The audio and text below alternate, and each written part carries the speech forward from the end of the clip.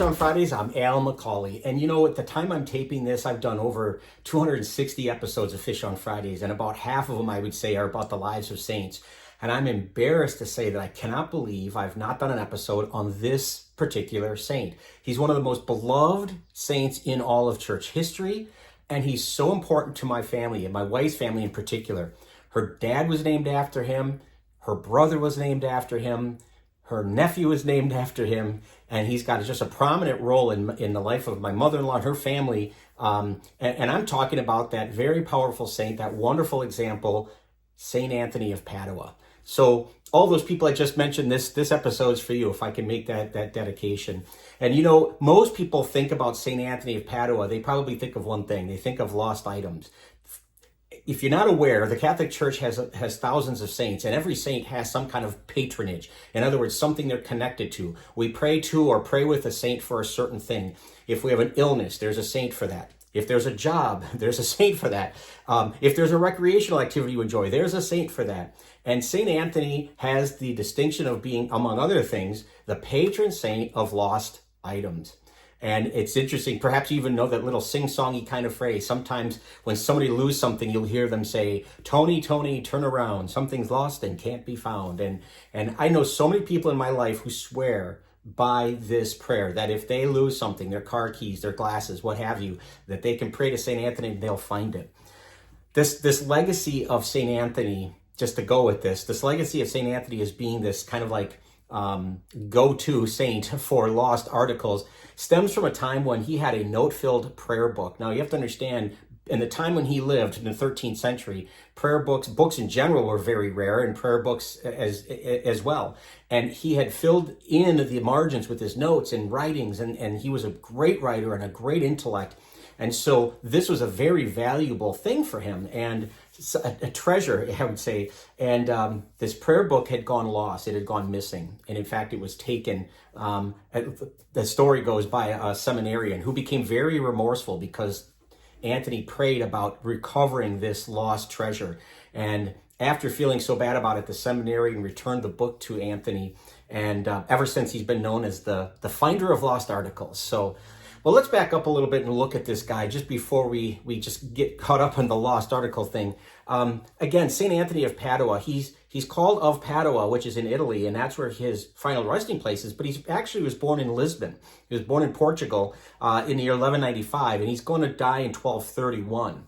And he started out his religious life as what's called an Augustinian priest. He followed in the footsteps of St. Augustine.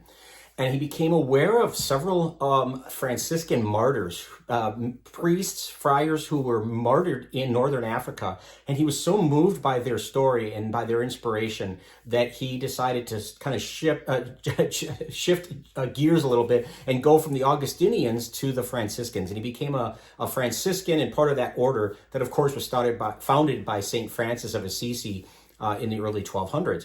And the rest, as they say, is history. He was, as I said earlier, he was a very smart guy, and he was especially known for his ability to preach. He was an excellent preacher. And it's said that even he would preach to fish, and the fishes would come to the seashore up to the bank, and they would listen to him. And it inspired citizens and prompted people from wherever he might have been to come out and listen to him as well. I mean, who is this guy that can talk to fish and they listen? And so they were, intrigued by him, and certainly they were blown away, I'm sure, by his ability to preach and to really cut to their heart about their faith, about the Christian faith. So, in fact, so good was he as a preacher, he became known, as one of his nicknames, and still we hear it today, is called Hammer of Heretics. Now, a heretic is somebody who preaches a false teaching, a heresy.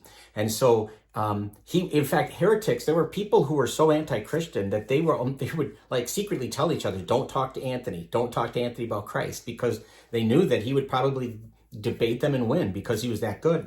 An example of that, it's kind of a legendary story, but it's been chronicled in art over and over again, from stained glass to paintings. It's amazing how many times this story is retold, is that there was a certain man who of some importance refuted the idea of the real presence of the Eucharist, and Anthony debated him.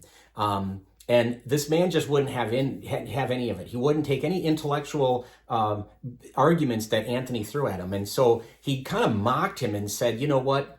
I have a mule here. And he says, I don't believe in the real presence. In fact, he says, I will believe it if you can convince my mule that the real presence is actually the body, blood, soul, and divinity of Christ. And so the parameters of this little argument or debate were set up, and the donkey went for 3 days without eating anything.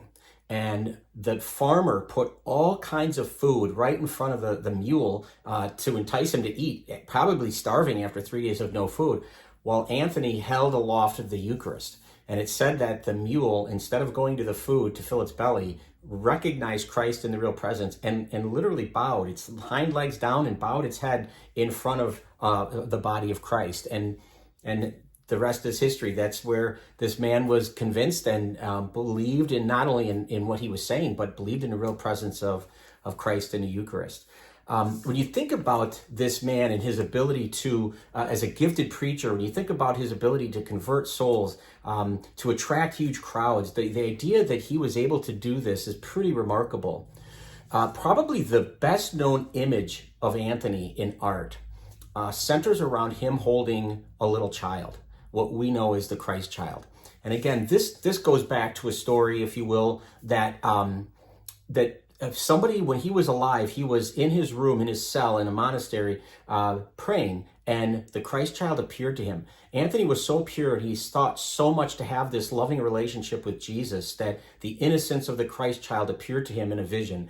And as he was reading his Bible, the Christ child appeared on it, and the two of them started to converse. And this was witnessed by somebody who lived in the monastery, who could see through the door that this was happening. And after the vision passed, Anthony asked the guy, he swore him to secrecy and said, listen, I don't care who you tell, but you got to wait until I'm passed away. When I'm dead, tell the story. But I don't want this to become where people are coming to me thinking I'm some kind of miracle man. This is God's gift to me. And once I'm dead, that's fine. You can tell it. And so, true to his promise, this man did not reveal the story until after Anthony had passed away. But if you ever look at, again, images of Anthony, oftentimes he's pictured with this little child. That's the Christ child. And that's why he's pictured, because of that story. When he died in 1230, I think it was when he died. 1231. He was canonized less than a year later. Can you imagine that? That's like rapid fire. Typically, it's a glacially slow process to get somebody to the point of canonization. But he was so loved, so recognized as a saint. His intellect, his ability to preach and convince people or convert people was so great that he was canonized less than a year after he had died. He has since been recognized as one of the doctors of the church. These are the great teachers of the faith. There's only 37 of all the thousands of saints. Only 37 men and women are doctors of the church, and Anthony is one of them. So let's back up a little bit again and just take this as from a larger view of a perspective of his life. What lessons can we take from this miracle man, this wonderful man, this great saint? And I'd say there are several, but the two I'm going to focus on is, as I said at the beginning, he's considered the patron saint of lost articles. And I would ask you to dig a little deeper than that. And don't just think about lost keys or lost glasses or the lost remote control to your TV, but how many times have you felt lost in your life, spiritually, emotionally, where you might feel alone, maybe lost in terms of your faith? I don't know how to connect to my God. When you feel lost, maybe Anthony is somebody who can help you. Pray with him. Pray through him. Ask him for his intercession. Ask for his help so that you can be found again. Think about all the people you may know who are lost. If you're not lost, maybe someone you know is lost. They're lost from their family, separated from their family, or estranged from other relationships that they would have. There's any number of ways people are lost these days. Who can you pray for that you know is lost? Who can you pray to St. Anthony with St. Anthony to help this person be found again? Another thing I would say is he was known for his preaching. How do you preach? By your life. You know, I don't think it's not expected that we go out and preach and do all those kinds of things that Anthony did, but we do preach in the way we live our lives, the way we live our faith. What are you preaching? What are you saying to people by the way you act, by the words you choose to say, by the things you don't do or don't say? Something to think about, maybe to take to prayer, to contemplate. Think of Anthony's ability to do these things, the way he preached and the way he's attributed with finding lost articles. Those two areas can be very, very powerful spiritually. So I'll leave you with that. Thanks for watching. I appreciate that. Please feel free to share this content with anybody. We'd love it if you'd subscribe to our YouTube channel or follow us on Facebook. But either way, please keep tuning in every Friday for Fish on Fridays. Until next time, please be good to each other and God bless.